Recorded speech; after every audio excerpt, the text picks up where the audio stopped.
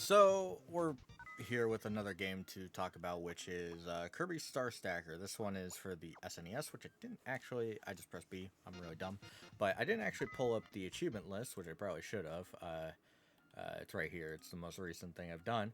But there's a bunch of game modes in this game that kind of encapsulate a bunch of different stuff, which we will talk about. You can see you have challenge, which is how many stars you can collect. You have round clear, which is much more of like the arcade mode. I guess I could showcase this. Uh, where you just go through the different rounds. We're not going to do it, it's very long and boring.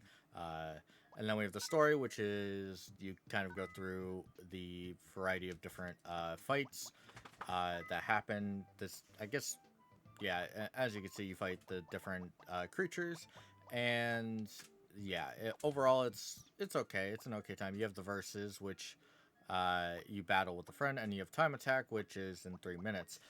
Four of these are required for the achievement set, which we'll talk about in a little bit, but we're just gonna go and challenge and call it. We'll probably put it on insane. Eh, yeah, sure. I've already done everything here, but when it comes to this game, it is a puzzler, and one of the cool things about this version, specifically in my opinion, is that it's very fast in comparison to the Game Boy version. I've already mentioned this before when I was talking about it last time, but it is actually a very strong case for just being a really good showcase of why the Game Boy is limited. Yes, the Game Boy still has amazing games, and that's not going to ever change, but the SNES power actually helps out this game. It makes it feel a lot faster, a lot snappier, and more importantly, just more engaging. Because the Game Boy version, you will get incredibly bored with its speed, which is why we're not talking about it here. I do think the music's pretty good. All the game modes are very, very well done in the SNES version, and overall, it's a decent puzzle experience, which we never technically got because we didn't get the SNES version, which is very depressing. But it's still a fun time if you want to try a new puzzle game. I mean, you can see how it plays pretty easily. It's snappy. I with puzzle games, it's harder to review like the overall gameplay aspect because it's either you like them or you don't. That's basically the end of the road there. But there's enough here for you to kind of bite off and chew. I can't finish that for some reason. I'm dumb. But yeah, if you have fun with puzzle games like this, like I do, then it's a fun experience. Uh, the only thing I should mention, because we probably won't see it here as long as I don't mess up anyway, is that to lose you have to get the two center lines to be solid all the way up and block. You can actually let any side go all the way up besides the two center things. So yeah, you can kind of do some really weird stacking strategies if you want, which is really nice. Also makes it a lot easier. But let's talk about the achievement set proper. This is going to be a lot shorter because the game's just good in my opinion. But a lot of people are going to have different opinions on that. But if you end up playing the game itself, you'll find that there's a lot of achievements for this game. And if you're not good at this, it's kind of hard, I would say. We're going to do that. I don't want to say it's like, oh, I messed myself up. But I don't want to say it's like impossible. It's definitely not.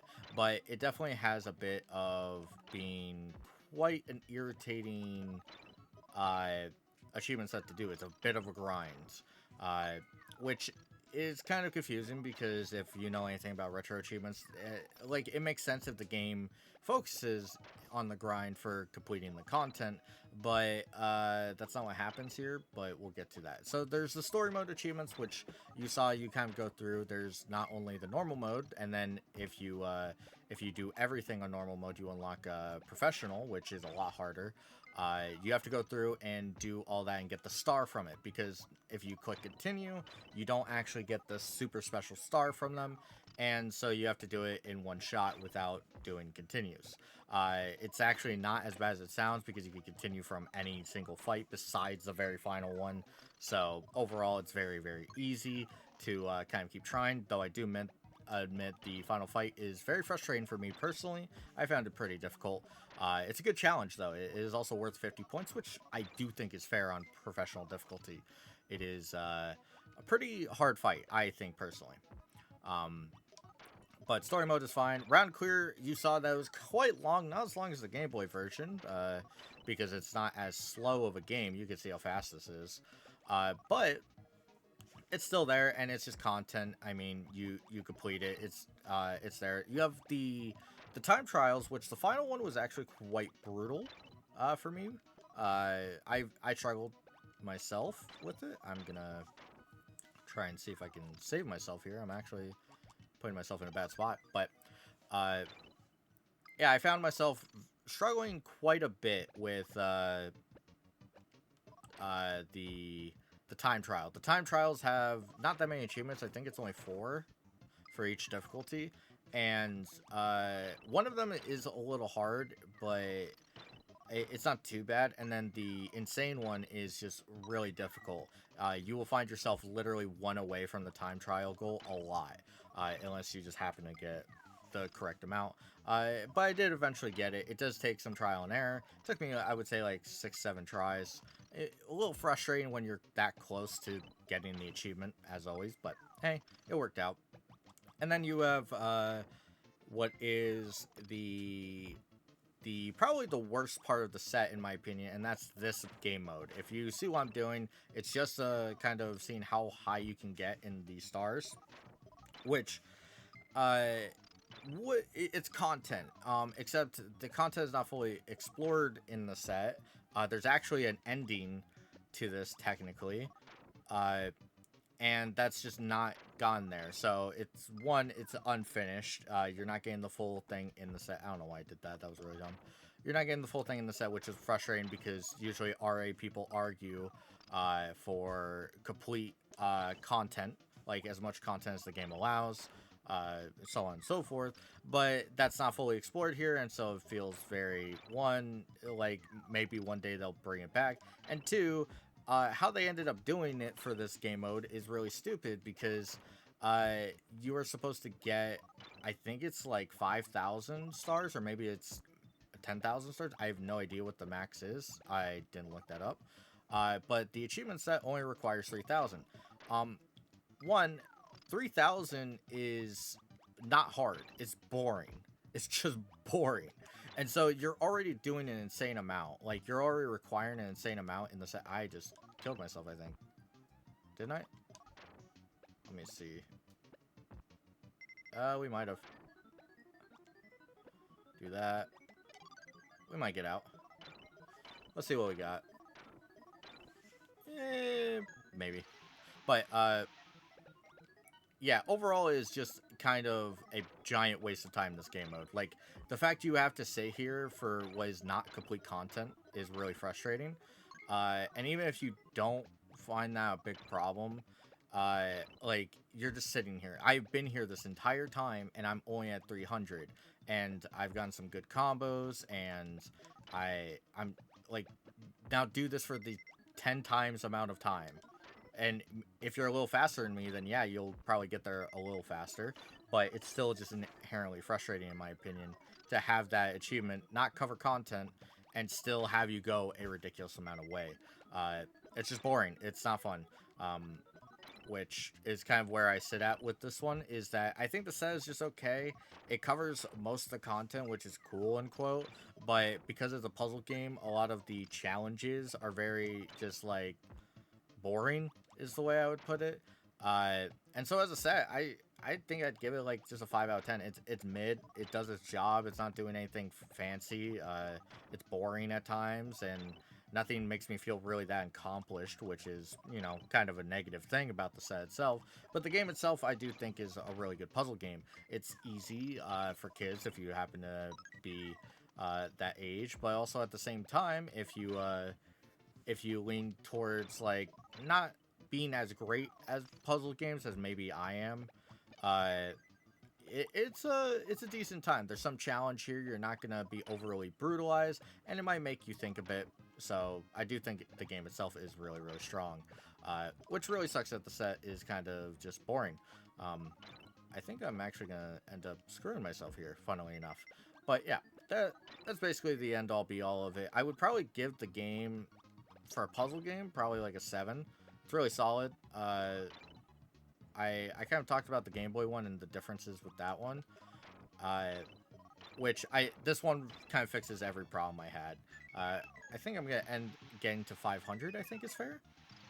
We're pretty close to it, but yeah. Overall, I do think this is pretty easy points if you know anything about puzzle games or if you have decent like just skills in not losing. Uh, and at the same time, I do think it has a nice badge on the site, which is cool. But overall, the set is pretty mid. I wouldn't be surprised if you end up jumping in it and getting bored like I did. Uh, the only reason I ended up doing it is because I'm stupidly stubborn. But for an overall decent time, I do recommend it. Uh, the Game Boy one, I do think has a better set, but the game is also way worse because it's a Game Boy game for the most part. Uh, and so you kind of have to pick your poison in that regard. I guess this is more of a set review for both of them at the same time, but that's the way it be when you have literally the same exact game. Looks like we are getting 500 here. So yeah, there's your 500. And as you see, 3000 is the requirement. I got to 3009 and just stopped. I got to 1006 because I wanted to unlock insane mode, which is also a big problem I didn't really mention. Yeah, but I want to mention this real quick before I move on. To unlock some of the game modes, you have to get like a certain amount or a certain amount of things done. Like for instance, round clear, you have to finish very hard to get insane, or maybe you have to finish all of them. I don't know. I did them in order, so maybe that's how it works. Time attack, you have to get a certain amount in any of the. I think you have to get like 150 to get to insane. I think it was. Which is really brutal. It's really hard to even unlock it for some of them because you have to play on very hard for the speed. And then challenge, you have to break 1,000 to even unlock insane, which is a part of the achievements. All right. So just to give an idea, I sat there for about like 10 minutes, we'll say, getting 500. So you have to do 20 minutes just to even unlock insane mode. And then you have to then spend what is gonna be what 3,000. So you're spending an hour like just on that. So you're an hour and 20 minutes on this game mode alone. That's if you don't mess up. Like you might mess up and then it's back to the grind again. And that's why I don't think 3,000 is a very good number for this. 1,500 is pretty fair because it's past the point of when you unlock insane mode. So I think it would be more fair that way. Or you go the insane way and just have all the content showcased because there is missing content in the set. So you have to make a decision on that one. But overall, mid set, good game.